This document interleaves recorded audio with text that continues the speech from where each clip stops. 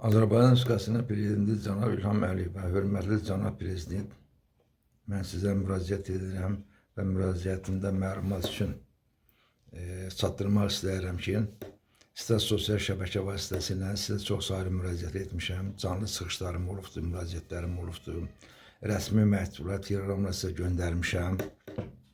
Mənim məktublarım, müraciətlərim heç bir araşdırılmışdır, məktublarım göndərilən məktub teleqramla Prezident administrasiyasında sanki elə bir daş olub bir quyuya daş atanda daş səs çıxır, amma məktublarımızdan göndərilən teleqramlardan heç bir əsri əlamət çıxmayıbdır. Bu da ondan irəli gəlmişdir, hörmətli cənab Prezident, mənim oğlum jurnalist Qurbanov İramlı Real Media internet saytının təsisi və baş redaktorudur. O çox saylı korrupsiyalı məmurlardan yazaraq dövlətə 2018-ci ildən bəri 3 milyona yaxın pul ödətdirmişdi. Həmin o məmurlar da oğlundan qısas əməliyyatı almaq üçün müxtəlif yollar axtardılar və yoxsa yollar axtarmaqla oğlumu həbs eləməyinə çalışırdılar. Bunu oğlum əvvəlcədən də duyub bilmişdi və ona o nöqteyi nəzərdən də oğlum öz təhlükəsizliyini təmin etmək üçün Dövlət Təhlükəsizlik Xidmətinə və Baş Prokurorluğa rəsmi saytına müraciət etmişdir ki, yəni mənim həbsimə sifariş edənlər var, mənə hədələyənlər var, mənə təmin edir. Bu bir çıxışı vardı. İkinci bir çıxışında da yazmışdır, yəni yazır ki, məni həbs etsələr, həbsimi çalışanlar Dövlət Təhlükəsizlik Xidməti Baş Prokurorluğunun qapısının ağzında yatırırlar. Bu kimi çox saylı müraciətlər də göndərmişdir. O cümlədən Prezident aparatına da, administrasiyasına da müraciətlər göndərmişdir. Lakin buna baxmayaraq həmin korrupsiyalı məmurlar polis orqanlarına sifariş edərək, sifariş əsasında oğlum 08-i 04-cü ay 2024-cü tarixdə Bakı şəhərinə gedərkən Daxçılar Nazirinin Baş Təşkilatı Cinayətkarlar Qarşısında Mübarizə İdarəsinin bir qrup əməkdaşları tərəfindən qeyri-əməlli şəraitində saxlanılaraq idarəyə gətirilmişdir.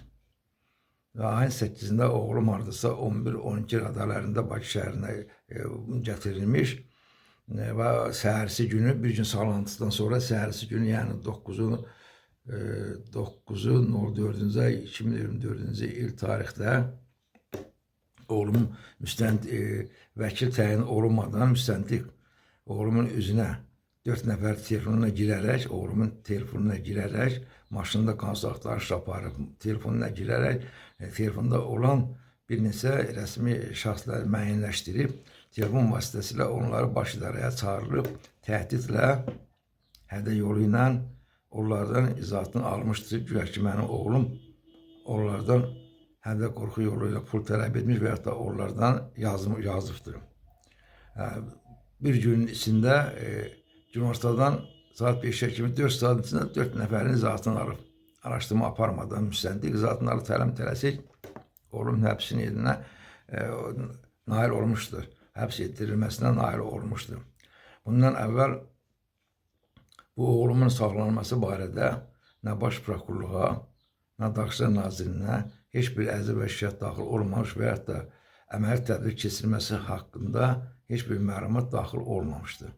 Bu sadəcə olaraq hansısa dövlət məmurunun sifarişidir. O sifarişdə Daxçılar Nazirliyinin cinovnikləri canla başla yerinə yetirməyə nail olmuşlar.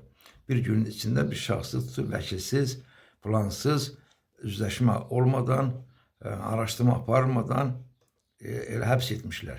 Və oğlum bir müddət Bakı İstinad Təcridxanasında saxlandıqdan sonra iş Ağır Cinayətlər, Lənkəran Ağır Cinayətlər Məhkəməsinə göndərilmişdi. Ağır Cinayətlər Məhkəməsinin hakimi Xəmmət Nuriyevin icraatında olan bu işə 17 dəfə məhkəmə prosesi aparır. Hardasa bir 8 aya yaxın məhkəmə prosesi getdi. 6 dəfə məhkəmə keçirildi. Adı çəkilən dırnaq arası gözlərə sərmişlər. Heç bir məhkəməyə gəlmədilər. 6 məhkəmədən sonra məhkəmə onların hər birin məcburi gətirmə qaydasında müxtəlif vaxtlarda məcburi gətirmə qaydasında gətirdi. Gələn şəxslər də heç bir mənim oğlum üzrə durmadan, hədə qorxudan söhbət gedə bilməz. Burada ona hansısa o şəxslər oğluma ən yaxın oturtduğu adamlar olubdur. Heç bir orada, hamısı orada izahatın ərizəsini verib məhkəmədə getmişlər ki, yəni bizim şikayətimiz yox, tələbimiz yox.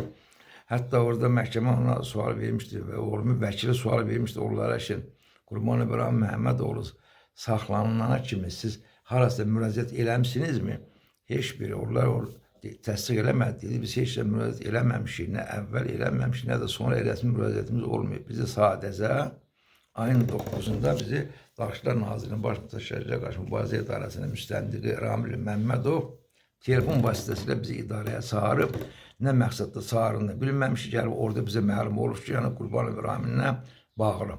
Yəni bu kimi onlar izahatlarını orada verib gedən şikayətimiz, tələbimiz yoxdur da. O bizim yaxınımızdır, dostumuzdur, oturtduğumuz adamdır. Yəni belə bir qurulmuş senari əsasında cənab prezidentin oğlumu saxlayıblar. Məhkəmə də istintaq araşdırması aparmadı. Soru verdi, məhkəmənin sorusuna huş verən olmadı.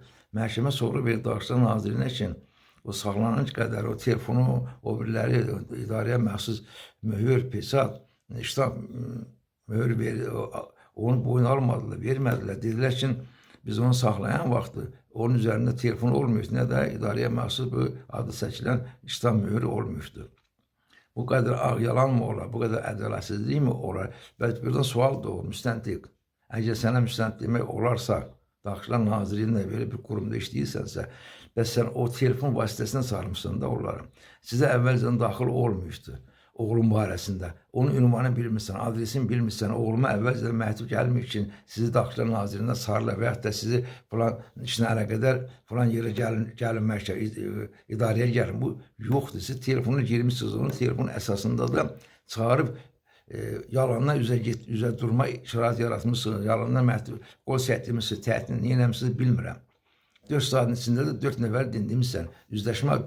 Üzləşmədə vəkil olmadan çağırıb 2 dəqiqəyə üzləşmə eləmişsin, 2 dəqiqəyə. Çünki buna cənab prezident özləri şərait yaratmırlar ki, yəni orada bəzi məsələlər asılmasın. Bax, bu belə bir qərəzli, belə bir ədalətsizlik edərək mənim oğlumu həbs ediblər. Bundan əlavə Baş prokuror cənab Kamran Əliyev Beyləqanda vətəndaşların qəbuluna zamanı bu il mən onun qəbulunda oldum. Və o vəziyyəti necə lazımdır ona dedim və bildirdim. Çox təəssüflər olsun ki, cənab prokuror da bizi aldadı. Nəinki məndən başqa qəbul düşənlərin də bu gün də həmin şəxslər fırsatlar sizə telegram olub, şikayət göndərirlər ki, siz göndərdiniz, məmurlar gəlir yerlərdə cəmaatı başdan getdi, soğudu qəbul araşdırmırlar. Sizə də yanlış məlumatlar verilir ki, getək vətəndaşları araşdırır, qəbul edir. Yalan doğrusu onların qəbulunası gəlməsə daha yaxşı. Daha da cəmaat bir-birinə dəyinir, ona cəmaat əzab çəkir. Onların qəbuluna düşmək üçün çətindir. Orada öz müəyyən öyrədilmiş formada müəyyən şəxsləri o qəbula saldırırlar. Yəni, açıq şəkildə haqq ədaləti olan, pozulan insanları ora qəbul eləmirlər, qoymurlar, cənab prezident. Bax, Azərbaycanda bu da hakimiyyət. Mən sizə o müraciətlərim çoxunda yazmışam. Yenə deyirəm, bu Qurban ərəfəsində, Qurban bayramında mən sizə müraciət edirəm, xahiş edirəm. Mənim oğlumun istintaq komissiyası yaradılsın. Sizə müraciətdə göndərmişəm ki, başda Fuad Ələsgərov olmaqla Administrasiya Şöbəsinin müdürü və qeyriləri tərkibdə olmaqla komissiya yaradılsın. Mənim oğlumun görüm, həm ki cinayət tərkibi var əməlində, həm ki əmələ əsası mənim oğlumun Daxillər Nazirliyinin Gestapo rejimçi işçiləri getdiyi yerdə saxlayıb aparırlarsa, Daxillər Nazirliyi Azərbaycanda elə bir volya vermişsiniz, onları sıxışdıran yox, onlarla prokuror sayırına, TDX sayırına, heç kimi saymır olurlar. Siz tərəfdən təsir olmadığını deyir, lap təmiz olurlar, artıq harınlamış addım atırlar. İstədiyi adamları istədiyi formada götürürlər. Amma onu sizə də hər ay Daxillər Nazirliyi məlumat verir, cənab prezident üçün hesabat verir hər ay sizə. O sizə yanlış məlumatlar verir. Mən sübut eləməyə də hazıram onların elədiyi o məlumatları sizə nə formada verirlər. Yəni, Azərbaycanda hakimiyyətsizlik baş alıb gedir, ədalətsizlik baş alıb gedir, qanunlarımız işləmir, konstitusiya qanunlarımız işləmir. Siz özünüz dəfələrlə çıxışlarınızda vurğulamışsınız, cənab prezident. Bizə ictimai rəy lazımdır, dəstək lazımdır. Ondan mən bir çox şeyləri mən jurnalistlərin yazdıqlarından götürürəm. Bəziləri düz çıxır, bəziləri düz çıxmır. Yəni, ümumiyyətlə, bu sizin fikirlərdir. Mən ona istinadən deyirəm, siz əsaslarını deyirəm. Siz bu ifadələri işlətmişsiniz, biz də ona arxalarını sökənib deyirik. Bax, bunlar, bax, bu cürədir. Yalan məlumat verir sizə hamısı. Mənim oğlumu niyə sağlamısın? Nə olubdur? Nə iş törədibdir? Niyə üzünə 3 milyon devlətə pul ödətdi? Ona görə hətta 2018-ci ildə İnci Daşlar nazir müavini idi. 2018-ci səhv eləmirəmsə oktyabr ayında oğlumu yenə banditlər ilə apartdırmış, o da Vilayət Eyvazovun göstəriş əsasında getmişdi. Orada bir gecə saxlanılıb, saytda olan yazı çıxartdıktan sonra bırakılmışdı, sərbəst bırakılmışdı və ona tövsiyə olunmuşdu, sən bizlərə ilişmə, bizlərdən yazma. Bu da niyə neyibdi? Yazı devlətə pul ödəyirdi, korrupsiyalara üzə çıxardı. Hətta mənim oğlumu sifariş verənlərə mən bilirəm təxmini kimlərdir. Hətta onların başında duran Cənab Prezidentin mühafizə xidmətinin yüksək rütbəli bir zabitidir. Adını da bilirəm. Amma burada sevmərəm ki, onlar mənə qarşı təzyiq göstərirlər. Yəni, hakimiyyətsiz bir qurumda yaşayırıq da. Hakimiyyətsizlikdir. İstədiyi adamı istədiyi formada götürə bilərlər. Mən ona ehtiyat edirəm. Əgər məni siz, Mehriban xanım, məni qəbul eləsə, mən deyərəm onlar kimlərdir. Və sübut eləyə bilməsəm, mənim oğluma ən ağır cəza verməyi də istəyərəm mən. Yəni, günahsız insan niyə yatırdılar orada? Kimsə, oğlum mən bilirəm, böyük bir şirkətdən oğlum yazı yazmışdı. Hansı şirkət himadarlıq eləyən, sizin mühafizə xidmətində oturan zabitlərdən biridir. Böyük bir şirkətdən yazı yazdı, yerdə pul ödəmişdi. Deməli, hər bir tərəfdən şirkəti himayəyə götürür, ondan sonra jurnalistlərə sıxışdırırlar. Bax, niyə nəməlidir? Yazıblar, niyə? Ona pul almıyor, eləməyib dediyi üçün, dövlət ödətlidir, 3 milyonu cibində qoymuyor üçün. Niyə bunu nəzərə alınmırlar? Məhkəmələr də ki, sifariş yerinə getirir. Siz tərəfindən təyin olur, özlərini elə aparırlar, sizə bənzərlər hamısı. Nəinki məhkəmə, nəinki Daşların Nazirliyi, nəinki siz təyin elə prokurorluq. Özlərini sizə bənzədirlər. Sizin mühafizə xidmətlərin əməkdaşları onlara göstəriş verir, onların qabağında 2 qat əyilirlər. Qanunu saymırlar, qanunun qarşısında, yoxulan sözünün qarşısında əyilirlər.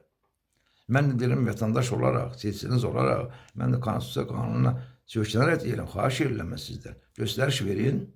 Araşdırma aparılsın. Əgər oğlumun günahı varsa, daha ağır cəza tətbiq olunsun.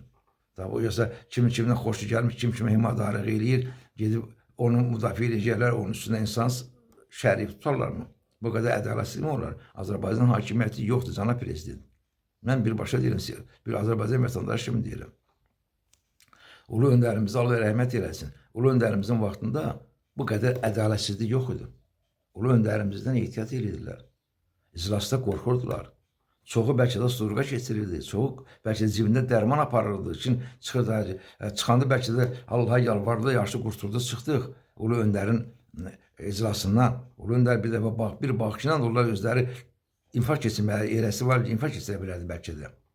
Amma sizi bir mənalı olaraq deyirəm cənab prezident, sizin çıxışları sizi eşitmir həmən məmurlar, adını çəkdiyim məmur, istər Daşların Nazirliyi, istər Baş Prokuror olsun, Təhlükəsizlik xidməti olsun, istər digər qurumlar, heç biri sizi eşitmir. Siz təyin edirsiniz, eşitmir. Məhkəmə də sifariş eləyəndən sonra da biz kimə inanmarıq? Bizim insanların ən güvəş yeri axırda məhkəmələr olur da, yəni cinayət tərkibli iş olanda. Məhkəmə də sifariş yerinə getirir. Xammət Nuriyev kimi hakimlər, o uzun müddət prokuror orqanlarında işləyib, sonra gəlib, həmçə yolla gəlib məhkəmədə işləyib. Hər halda dövlət ittihamçısı işləyib də adam. Prokuror işləyib, hər halda o çalışır insanları məhv eləsin, əssinlər. Pusatlarımı məhkəmə və prokuror işləyənlərin də çoxu elə oxumaqla şərt deyil onlar. Onlar yəni ədalətsizlik qərar qəbullər. Sizin baş prokuror gəldi, burada vədlər verdi, yaxşı dinləyir adam, elə qəşət dinləməsi var ki, adam istəyir ürəyini də çıxardı verə. Amma əməlində görünmür axı. Mənə söz verdi ki, mən araşdıracağım, görüm sizin uşağınızı kim həbs eləyibdi? Həngisi varsa həbs olunubdu? Nə oldu? 9 dəfə məktub gəlmişdi mənə baş prokuroruna, təqdim elədim özünə ki, sizin göndərdiyi məktublardır.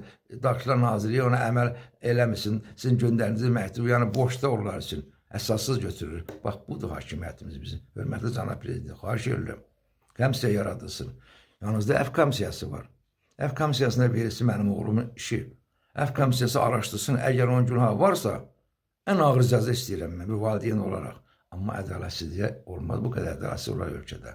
Xahiş edirəm bir daha bu məsələləri diqqətinizdə saxlayıb, araşdırılmasına göstəriş verir. Əgər mənim çıxım sizə bir administrasiyaya və hətta digər qurumlara satdırırlarsa, yenə də deyirəm, Azərbaycanda 5-ci hakimiyyət hələ də formalaşıb, fəaliyyət göstərdi, çatdırılmır. Çox sağ olun, çox var olun.